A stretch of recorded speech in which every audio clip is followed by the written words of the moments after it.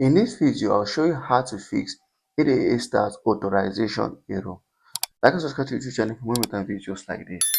Before we continue, I want you to create a professional 888starz account. To do that, click on registration, take the third option that says by email, fill in all your details correctly and create a password.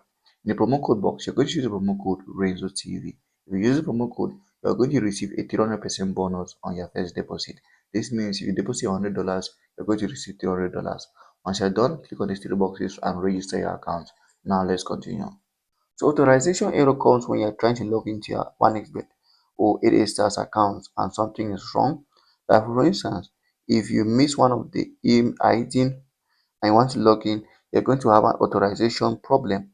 In this case, it can be an email, password, ID address, anyone that is wrong. So for you to fix that, you have to make sure that all of your details are correct, or can be an email, could be a password. Just make sure all of them are correct. And if you've forgotten, you can go ahead and recover password. Just click on forgot your password, and the password is they're going to send you how to recover that password through your email address. So that's how to fix authorization issues on 888starz.